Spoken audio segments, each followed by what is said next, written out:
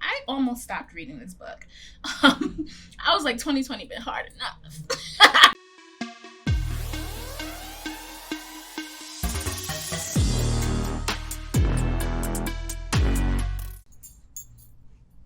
Hey, hi y'all.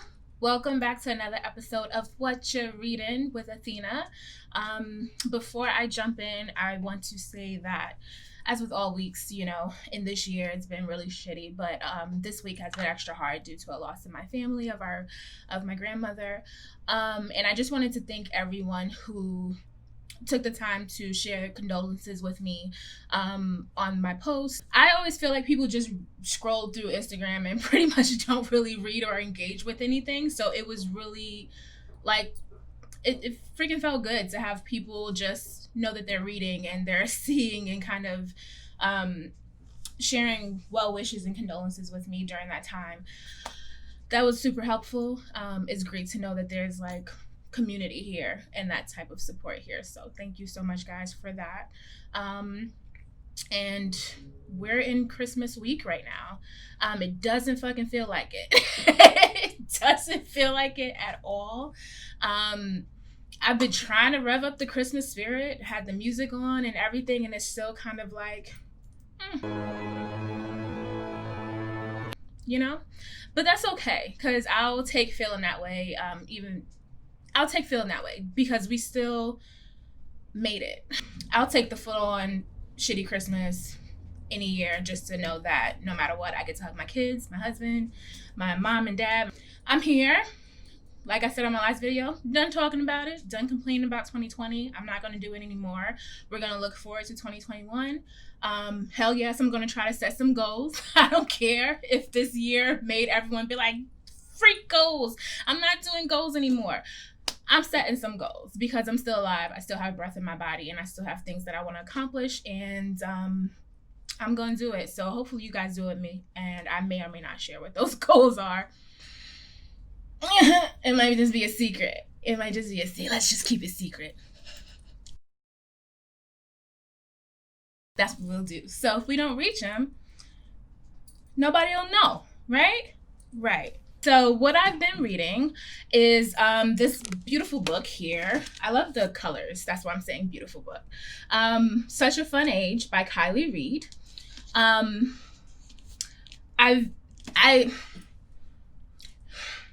Okay. The story centers around a 25-year-old Black woman named Amira.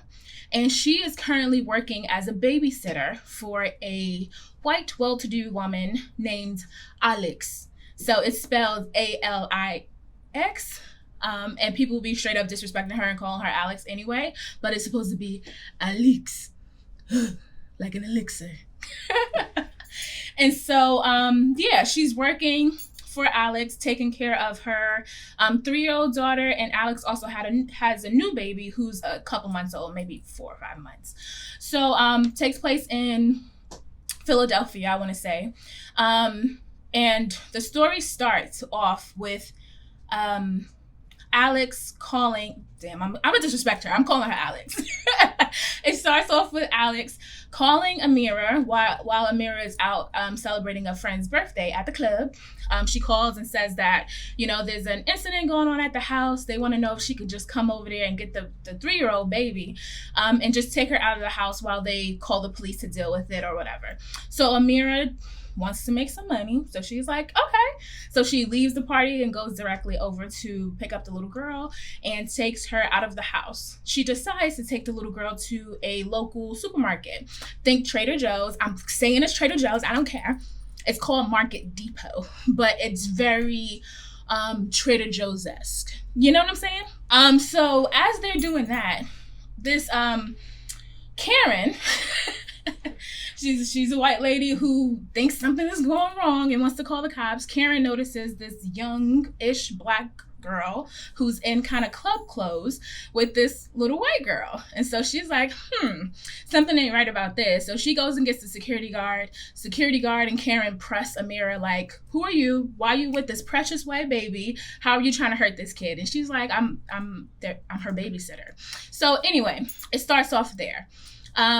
she meets this guy, Kelly, who like films the scene, so it's actually caught on video, and that's kind of how things start off, right?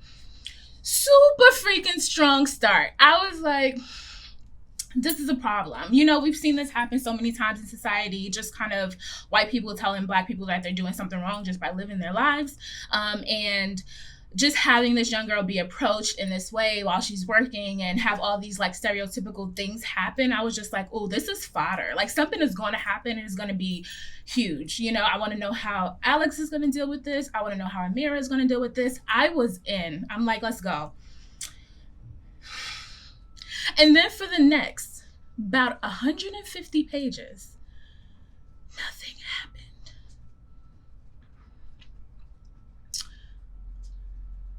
Nothing happened. Do you understand? Is there anyone alive out there? Can anyone hear me? Now, the book is only 305 pages long. So if we're talking about 150 some odd pages with nothing happening, that's about half the book. Y'all get what I'm going here? Y'all get what I'm going here? I wanted to give it time to build. I know that sometimes that happens. As a writer myself, I know you have to take time. You can't just be like action, action, action, action. You got to take time to kind of build out the characters. Maybe give a little bit of their backstory and, you know, get people kind of connected to the characters. And that does take time. But 150 pages was extreme. It was a lot. And I also felt like it was a lot of info dumping when it came to Alex's past and what happened to her and Amira's past. It was just like, here's the information. And it was boring. I didn't like it. So it really, from a book starting out with such, like I said, strong dialogue, this woman, Kiley Reid, can write dialogue all day. And I felt like it was true. I did read some reviews after I read the book, and people were saying that the dialogue did not like, she don't know black women, even she's a black woman, but they're like, she don't know black women don't talk like this. I thought the dialogue was dead on and that it did an amazing job. But anyway, I digress. But after starting out with such a strong, you know, situation, kind of building up to like something really awesome happening, I was very disappointed to see it kind of drag on. And I am a book finisher. Like, even if it's like really, really bad, I will finish a book just because I want to. You never know. You never know when the author might reel you back in or pull you back in. So I wanted to give it a chance. But this, I almost stopped reading this book. I was like, 2020 been hard enough. I don't have to sit here and struggle through a book. So that was tough. Just damn, that was a long time to be getting information without anything happening, especially when you know this huge thing just happened right at the beginning. It's like too much. With the situation that happened between Amira in the supermarket with Briar is the little girl's name, I really expected that to be kind of the central, you know, the story would be built around that. But what we wind up getting is the introduction of this character named Kelly.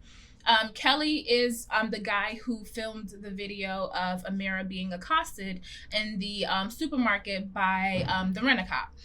So, pretty much, without giving away the whole book, for me, the story ended up centering around relationships and people's perceptions of one another and trying to like uncover their motives. Instead of really analyzing dynamics, which is what I thought it would be. I thought that it would be really this book would place a lens. We have so many dynamics here that we can explore. And in exploring those dynamics, I thought that this book would bring about a conversation about how problematic some of our unconscious biases are, these like microaggressions that happen, but it wasn't. Even though we were given like a whole setup for it to be that.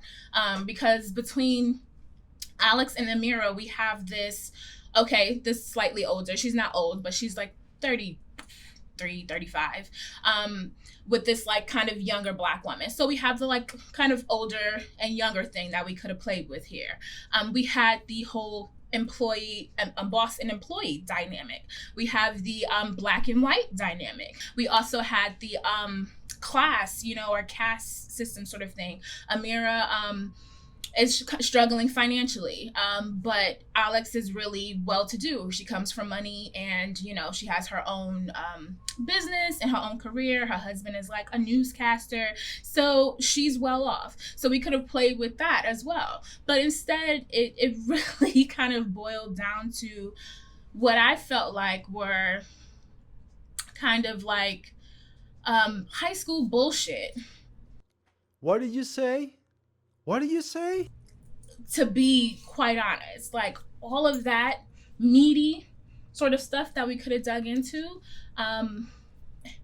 it just wound up focusing more on some dude. And I mean, if you read it, you'll see what the dude is and what happened there. But I felt like that whole thing should have been left out. Like, we really, from the onset of this story, we had enough material to work with to really make it great without having to throw another fucking guy who's dumb. Like, it's like, it's all of our issues as women don't center around some freaking idiot dude. Like, they really don't. We have enough stuff going on around and about to where we don't have to really have this character. This character didn't have to be there at all. There was enough strife for them to have without him being introduced at all. That happened. But one thing that I did connect with, and it literally brought me to tears a couple of times while reading this book, was Amira's relationship with Briar, the 3-year-old daughter of Alex. You see Amira really come through as like an advocate for Briar. And in everything that happens throughout the book, Briar is kind of the anchor that keeps Amira in this situation, because she has such a dedication to this little girl and making sure that she grows up to be confident and that she's shown love. Because being the older kid who kind of isn't perfect in the family, she's oftentimes forgotten because, there's a new like little baby that they're all focusing on. So they're kind of forgetting sweet little Briar. And she's a little quirky as well. So people don't quite get her, but Amira gets her. And so it really gave me like the Help vibes. You was smart. You was important. It's kind. You is smart. You is important. Like, that whole thing was kind of going throughout the whole book with these two. And just the way that they spoke to one another. They just had their own little relationship and way of communicating that was really excellent to see between Amira and Briar. And girl, I almost cried several times during some of their scenes together and the things that happened. I was like, I can't take this no more. It was just so either like heartbreakingly beautiful or just straight up heartbreaking. So I think Kiley Reid did a phenomenal job in kind of bringing that relationship to the forefront and showing how so many of these like childcare workers, it made me think of all the Black women who have been taking care of kids, their own and others, since the beginning of time, and kind of nurturing all these little human beings into adulthood. Really gave an amazing nod to them and a nod to the profession, because they can get somebody come get my kids, by the way. Like, just DM me if you got space in your heart and in your mind. Come get these kids. I think she did an amazing job for that. So overall, I think it was, it has some definite, like, entertaining points. If you want to pick it up and try it, go for it. Okay?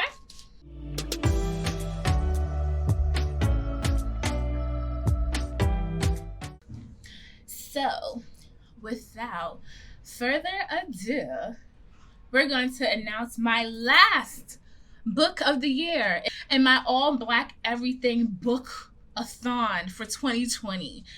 This is my last book. This book, actually, I saw this week that it made it on Obama's 2020 reading list. So that just came out this week. So I bought this book before I even knew that it was going to have that sort of clout. But now that it has that clout, it makes me more excited to read it. Drum roll, please. Luster by Raven Leilani. So this is a kind of small book too, so I am very confident that I will be able to get this done in the next week and a half before the year is over. I read the first couple pages. To think about Barack Obama reading this, it opens spicy. So I was like, I see you, Mr. President. I see you. I'm excited to see how this author kind of deals with this young woman in her 20s, kind of, you know, exploring adulthood in Brooklyn. That's exciting too, that it takes place here in my hometown. You're gonna get a lot of grabbing hands over here with this one. But let's get into it, all right? With my dramatic stuff. Okay, ready? No one wants what no one wants. And how do we even know what we want? How do we know we're ready to take it? Edie is stumbling through her 20s, sharing a subpar apartment in Bushwick, clocking in and out of her admin job, making a series of inappropriate sexual choices. She is also haltingly, fitfully giving heat and air to the art that simmers inside her. I mean, come on, Blurb. Come on. They're writing at this point. This is just in the jacket. If we writing at this point, I'm looking forward to seeing what's in here. All right. And then she meets Eric, a digital archivist with a family in New Jersey, including an autopsist wife. Autopsist? The hell does autopsist mean? Hold on, y'all. We gotta find out what autopsist mean. I have never seen that. I know autopsy. Autopsist.